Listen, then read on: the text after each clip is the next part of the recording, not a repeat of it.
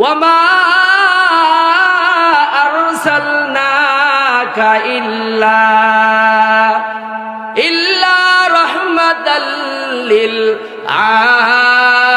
আলামিন।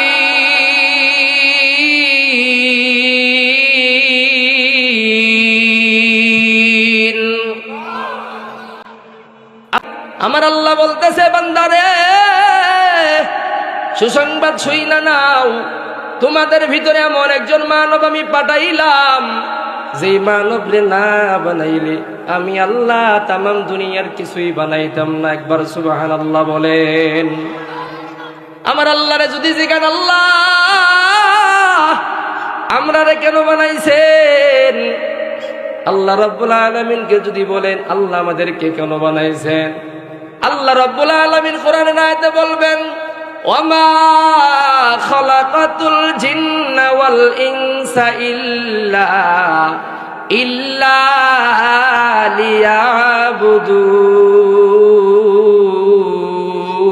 লিয়াবুদুন। আলামিনকে যদি জিজ্ঞাসা, আল্লাহ আমরারে কেন বানাইছেন, আমার মালিক ডাক দিয়ে বলবে, বান্দা মানুষ এবং জিনকে আমি আল্লাহ ইবাদতের জন্য বানাইছি। আমার আল্লাহরে যদি জিজ্ঞাসা, আল্লাহ গো এত যত্ন কইরা আমরারে বানাইছেন, ও দয়ার মালিক আমরা আপনার ইবাদত করি, আল্লাহ আপনি কি করেন? আমার মালিক ডাক দিয়ে বলবে, ও দুনিয়াবাসী রে, শুইনা নাও যাইনা নাও, আমি আল্লাহ আমি আমার বন্ধু নবীর প্রতি দরুদ পাঠ করি। চিল্লায় বলেন সুবহানাল্লাহ, এ চিল্লায় বলেন সুবহানাল্লাহ। আমার আল্লাহ ডাক দিয়ে বলতেছে, ও দুনিয়ার মানুষ, হুশ হইয়া শুইনা নাও, শুধু তোমরাই নবীর প্রতি দরুদ পাঠ করো তা না, আমি আল্লাহর খাওয়া নাই, ঘুম নাই, আমি আল্লাহ কাজও করি না, কিছুই করি না, তাসবিহও পড়ি না, কিন্তু আমি আল্লাহ একটা কাজ করি রে বান্দা, আমি আমার বন্ধু নবীর প্রতি দরুদ পাঠ করি। চিল্লায় বলেন সুবহানাল্লাহ। কেমন দাবি নবী পাইছো গো? ওই নবীর উম্মত হইতে পাইরা খুশি হইছেন না বেজার হইছেন? একটা মুখ যদি বন্ধ থাকে, আল্লাহর কাঠগড়ায় দাঁড়াইয়া যাইবেন, ওই নবীর উম্মত হইতে পাইরা খুশি হইছেন না বেজার হইছেন? মুসলমানি বান্দা গো, ওই নবীর জিন্দেগি যদি পড়েন, ওই নবীর জীবনীটা যদি একটা বার ঘাটতে পারেন, আল্লাহর কসম কইরা বলি আপনার চিন্তা চেতনাটাই চেঞ্জ হয়ে যাইবে। আমার নবীর জিন্দেগিটা কেমন ছিল রে? ও সরিষাবাড়ি গ্রামের বাবারা, আমার যুবক ভাই বন্ধুরা আমার, তোমাদের জন্যই বইলা যাই, আমি ছোট্ট মানুষ দেইকা তেমন ভালো লাগে না, বলবে হুজুর ছোট্ট মানুষ আবার কি কয়? ও বাবারা, এমন একটা কথা বইলা যাইব, একটা মেসেজ দিয়া যাইব, আমি আল্লাহর দরবারে দোয়া করি, মালিক আমার একটা কথার কারণে এমন একটা মানুষকে আপনি হেদায়েত দেন, যেই মানুষটা কিয়ামতের ময়দানে দাঁড়াইয়া বলবে, আল্লাহ 21 মোড়ের ওই মাহফিলে আমিও ছিলাম, হুজুরের কথার দ্বারাই আল্লাহ আমি নামাজ শুরু কইরা দিছিলাম, নবীর প্রতি ভালোবাসা আমার আইসা গেছে রে। আল্লাহ এই মাহফিলে যারা ছিল, আজকের এই প্রোগ্রামের উসিলায় তাদের সবাইকে জান্নাত বানাইয়া দাও। চিল্লায় বলেন সুবহানাল্লাহ। আল্লাহ যদি চায় তাহলে আপনাদের সবাইকে মাফ কইরা জান্নাতের মেহমান বানাইয়া দিবে। চিল্লায় বলেন সুবহানাল্লাহ। বাবা আমার যেই কথা বলতেছিলাম, কেমন দামি নবী উম্মত পাইছো। আমার নবী দুনিয়াতে আগমন করবে,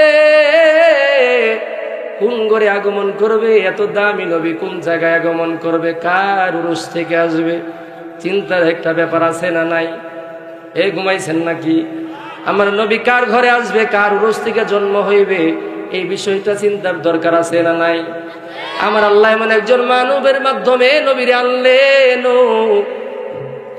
আমার আল্লাহ তাআলা এমন একজন সুদর্শন পুরুষের মাধ্যম দিয়ে নবীরে দুনিয়ার জমিনে আসলেন, হযরতে আব্দুল্লাহ। তৎকালীন সময়ে আরব দেশের ভিতরে সবচাইতে সুদর্শন সুন্দর পুরুষ ছিল আব্দুল্লাহ। চিল্লায় বলেন সুবহানাল্লাহ। আব্দুল্লাহর নামটা কি শুনছেন কি শুনেন নাই? এটা কে নাম? আমাদের নবীজির কি হয়? চিল্লায় বলেন কি হয়? এটা একটা ক্লাস চলতেছে বাবা, 5 মিনিট 10 মিনিট যাই কথা বলবো, স্টেট কাট কথার উত্তর দিবেন। রাজি আছেন না নাই? রাজি যদি না থাকেন একটু ঘুরে আসেন, আর যদি রাজি থাকেন তাইলে কথায় কথায় জবাব দেওয়া রাজি আছি না নাই? ইনশা আমার নবী সাল্লাল্লাহু আলাইহি ওয়াসাল্লামের জন্মের জন্য দুনিয়ার জমিনে নবীজি আসবেন। কার মাধ্যমে আসবেন? হযরত আব্দুল্লাহ রাদিয়াল্লাহু তাআলা আনহুকে নিযুক্ত করলেন। এমন একজন সুদর্শন পুরুষ হযরত আব্দুল্লাহ এত সুন্দর ছিলেন তৎকালীন সময়ে, এত সুন্দর চেহারার অধিকারী কেউ নাই। আল্লাহ রাব্বুল আলামিন তার মাধ্যমে নবীজিরে দুনিয়ার জমিনে আনবেন।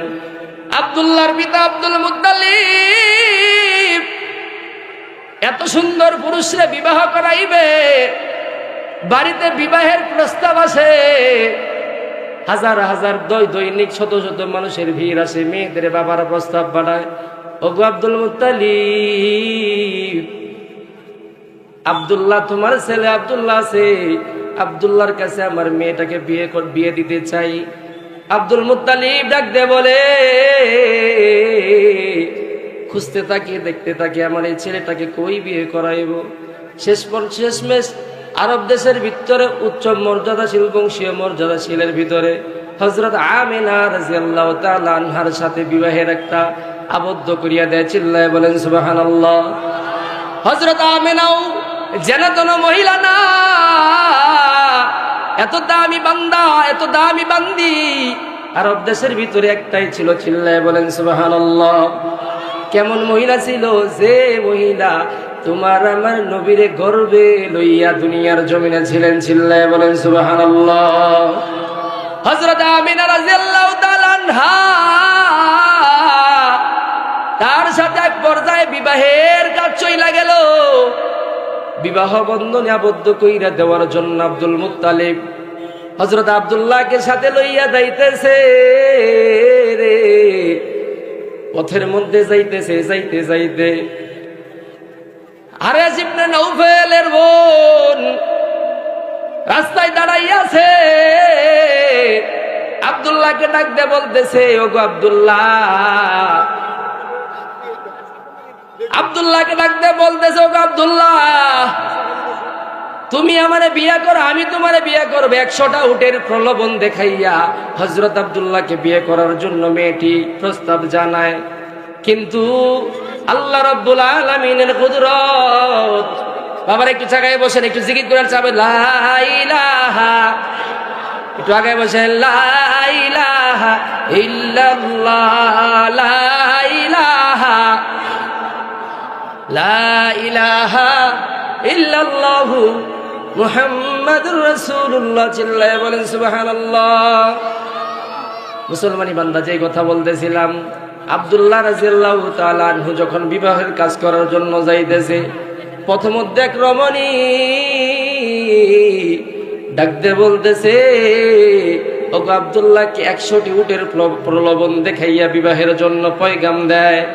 আব্দুল্লাহ রাদিয়াল্লাহু তাআলা আনহু ডাক দিয়ে বলে, না না, আমি আমার পিতার সাথে যাচ্ছি, আমার পিতা যে জায়গায় বিয়ে করাইবে ওই জায়গায়। চিল্লায় বলেন আল্লাহু আকবার। ও মুসলমানি বান্দা, আমাদের আপনাদের এই যুব সমাজ, আমাদের সমাজের কোন অবস্থা, কেমন সততার, কেমন নাই পরায়ণতা। বাবার প্রতি আস্থা রাইখা বলতেছে, কোনো লোভ আমার দরকার নাই, বাবা আমারে চয়েস কইরা বিয়ে করাইবে, এতে আলহামদুলিল্লাহ। আর তোমার আর আমার কি অবস্থা, আমাদের সমাজের কি অবস্থা, মেয়ে আর ছেলে পীড়িত কইরা, মেয়ে আর ছেলে প্রেম কইরা বাইরে জায়গা। যেই মায়ে যেই বাবা এত যত্ন কইরা লালন পালন করলো রে, বাবারে তোরে এত কষ্ট কইরা বড় বানাইলো রে, ওই মায়ের খাবার না দিয়া, ওই মায়ের না জানাইয়া তুমি মেয়ের প্রেমে পাগল হইয়া, অল্প দিনের ভালোবাসায় আসক্ত হইয়া মেয়েটারে বাইর কইরা লইয়া তুমি সংসার করতেছো। এরকম মনে এলাকায় নাই? হে মেয়েরা আছে না নাই? হে চিল্লায় বলেন আছে না নাই? এরকম কোনো কাজকর্ম করা যাবে না। যদি মেয়ে পছন্দ হয়ে থাকে বাবারে জানান, মায়েরে জানান, মা বাবা সুন্দরী মেয়ে, তারে আমি ভালো লাগছে, ভালোবাসি। মায়েরে জানান, পরিবারদেরকে জানান, গার্জিয়ানদেরকে জানান। জানাই একটা সিস্টেমের ভিতরে আসেন। আল্লাহর কসম কইরা বলি, মা বাবারে কষ্ট দিয়া আপনি যেই বিবির খুশি হইয়া লইয়া সংসার করবেন, এই বিবির দ্বারা আপনার সংসারে সুখ আসতে পারে না। কথা ঠিক না বেটি? যাই হোক, আল্লাহর বান্দারা যেই কথাটা বলতেছিলাম, দামি নবীর উম্মত আমরা হইছি। এখন দামি নবীর উম্মত হইতে পাইরা আপনারা খুশি হইছেন না বেজার হইছেন? যদি বেজার হইয়া থাকেন বাবারা, তাহলে আপনাদের কপালটা বইরা যাইবে। আর যদি খুশি হইতে পারেন, আল্লাহ রাব্বুল আলামিন আপনাদের জিন্দেগিটা ফিরা দেবে। আলোচনা অনেক ছিল কিন্তু করতে পারলাম না। শেষমেশ একটা কথা বইলা দেই, যাদের সামর্থ্য আছে এখন পর্যন্ত ওই দামি নবীর উম্মত হইয়া ওই দামি নবীর রওজার পাশে দাঁড়াইয়া একটু দোয়া কইরায়েন। যদি সামর্থ্য না হয় এখান থেকে মনে মনে দোয়া করেন আর বলেন, মনে বড় আশা ছিল যাব মদিনায়। এই মদিনায় যাইতে চান কি চান না? আমার সাথে বলেন, মনে বড় আশা ছিল যাব মদিনায়। ওরে সালাম আমি করব গিয়ে, সালাম আমি করব গিয়ে নবীজি রওজা।